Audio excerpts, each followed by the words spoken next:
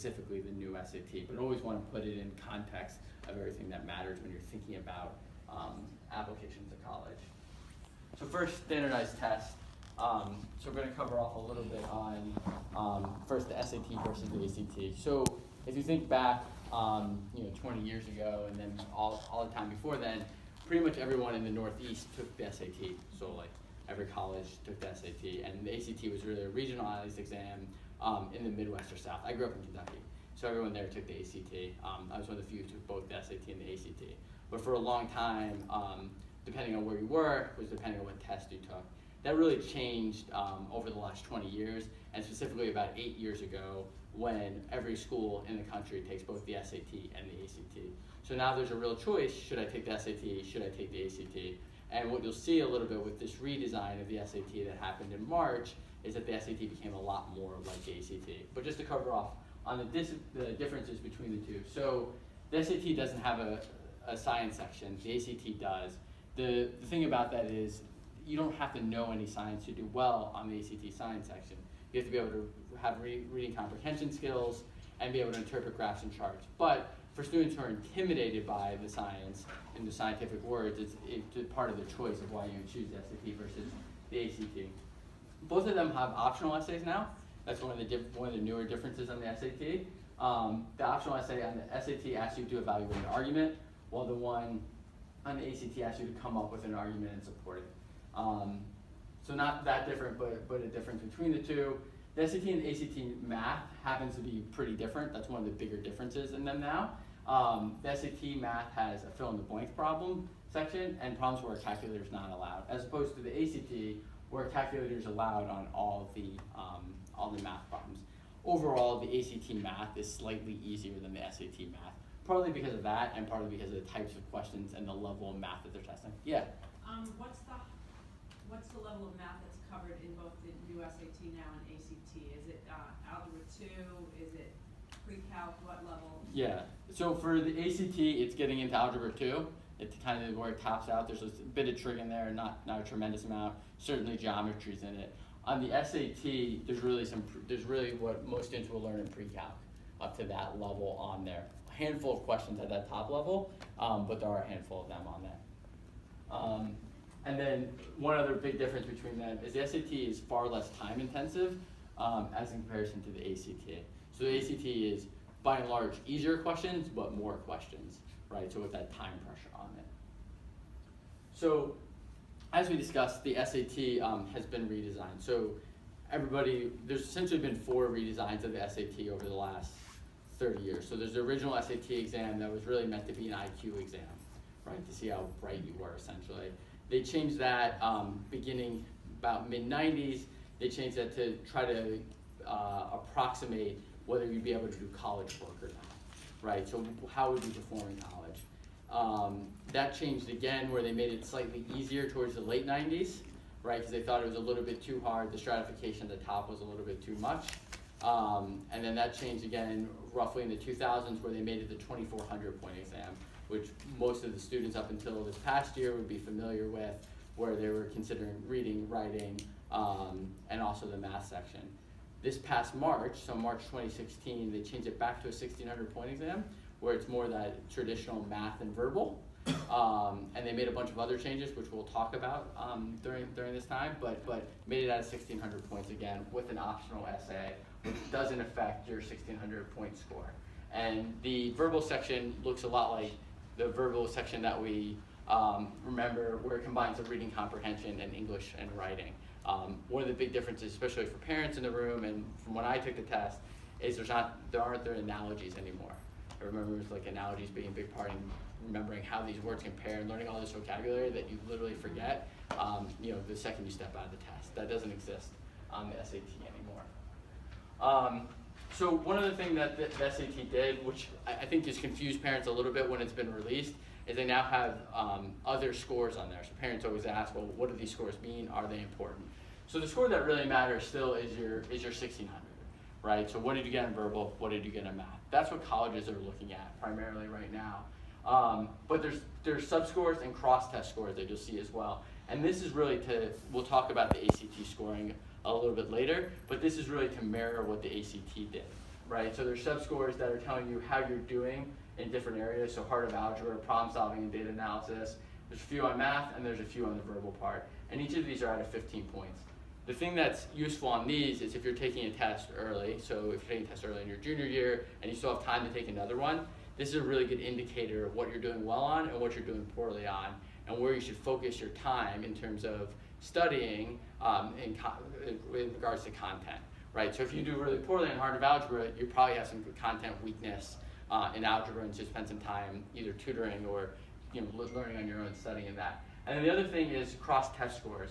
So this is, again, this is in response to the ACT as well, and this is looking how you do specifically in history and social science and social studies and analysis in science. And really for science, that's can you read charts and graphs, right? Do you understand those? Some students do struggle with that. And to see how you do when they cross those content areas a little bit, with the idea that in college, that's what you'll be doing a lot more of. You'll be interpreting things, looking at graphs, writing papers about that.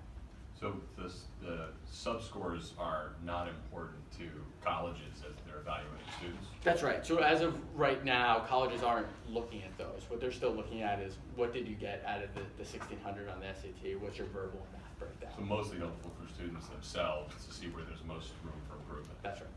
And where you should focus your time in terms of study. Do the colleges, do they see the sub-scores? They can see the sub-scores, yeah. And what about the cross-test scores? I believe they can see the cross-test scores as well. But honestly, like, the SAT is a part that they're looking at. They know how to evaluate a 1600 score, and they don't know how to evaluate these other scores. Right. So we'll talk a little bit, like, actually just go into that. So one thing that was interesting this past year is, and even this current class, is that in terms of college admissions counselors, normally what they do is say, okay, students got X on the SAT. That means you're roughly going to perform Y at this university, because students have traditionally performed within that band who have gotten this SAT score. The problem when you change a test is, well, that may or may not be true. They don't have the data to know whether that's true or not. So most students in this class right now, so meaning seniors right now, are in a little bit of a weird spot where do they take the SAT, do they take the ACT, and how do you figure that out? Given that the scores don't have that same meaning, and college counselors, if you talk to them, will say, we're not exactly sure how that's going to shake out and how we have to scale those scores relative to old SATs, certainly, but also the ACT. So some of that's being figured out right now. So my advice, if anybody's a senior in the room, is always take the test you're most comfortable with, and you'll get the highest percentile rank on. But if you're close, that's another factor to think about. And if it's close between the two tests for you, meaning you perform roughly the same, or you feel more comfortable with, you feel equally comfortable with both, it's just another factor to consider. I think a big takeaway from what Mike just said is that a lot of people fear the new SAT because they don't understand it. But really, the fact that it's not well understood by college admissions people is kind of a good thing, right? I mean, you take it and you get whatever score you get. Maybe you get a 1570. And they don't know how to interpret that, and that's not necessarily a bad thing. That could kind of give you an edge. Or maybe you get a 1390 and still they don't know how to interpret that. My point is, it's I guess I would say it's more open to interpretation. Wouldn't you say that? Don't be afraid of taking the new SAT. For the next year, certainly. If you're a junior right now, right. that won't be the same. Right. Won't be the same. They'll have enough data. Yeah. Do you think you should take both? So we'll get into that a little bit. I don't, right? So so I've been tutoring for a long time, for 15 years. I've been running tutoring companies for the last 6. I always get that question, and I always end up, even when I tell parents that and students that, with students who take both. I think in general that you should figure out which one you're better at. We'll talk a little bit about how to do that and focus on that test. I think that jumping back and forth is very difficult on students and makes them prepare for 2 different tests, which means they're probably not performing optimally on either test. The one caveat I will say is if a student plateaus in a certain test and there's nothing else they can do and there's still time and they want to do that, then I can understand taking a hack at it, but you got to get to that plateau first, maximize. You have a question in the back? Just these sub-scores and cross-test scores, Yeah. so they obviously don't equal the sum of the parts up to the total. That's so correct. There are just certain areas that this is what they're just flashing as key areas, subject matters that they're looking at. So well, it certainly tells you what they're testing, right? And also tells you what you need to work on, right? I would take it as that and nothing more than that for right now. Just not to rush past the should we take both, because that tends to be, so did everyone kind of catch the people tend to doubt their ability to figure out early enough which they're more likely to do well at, right? And so we'll spend time on that. Yep. But that's the key thing, right? If you believe that you can probabilistically tell which one you're going to do better at, then the majority of your time after you can figure that out is better spent on maximizing your score on that test. And that's why we believe that's our advice. That's right. And schools don't weight one more important than the other, That's correct. one or the other, no bias towards. the There's one no who is. bias, and that's definitely true now. They don't care. You know, Yeah. Yale, Harvard are taking considering equally for students taking the ACT as they are the SAT. And that'll be true for several years to come. Like for this group, that'll be the answer. That's right. And whether that changes over time is It's hard to tell. hard to tell. That's right. So the other thing I always bring this slide up is that the test is very predictable, right? So you know what you're getting. It's important as a student taking the test that you know what that is and have some practice with that. So the first section's always a reading test. Second is always writing and language test. Then math with no calculator, math with a calculator, and then the optional essay. The one thing I'll point out here is it's 230 minutes. With an essay, it's 3 hours and 50 minutes. So one thing that happens for almost every student when they first take this is they get test fatigue, right? If you look at correct answers over time, right, you see it fall off towards the end because students, especially when they're juniors in high school, aren't used to taking tests this long. So building up that test endurance is really important. One other big change in the SAT, which I didn't mention, which ACT has had for a long time, is there's no longer a penalty for wrong answer choices. So you used to lose a quarter point for guessing incorrectly as opposed to leaving the question blank. Now, because there's no penalty, you should literally fill out every question, right? Even if you run out of time, fill in a bunch of C's, because at least you have a shot at getting that, and there's no penalty for missing. And there's 4 multiple choice questions,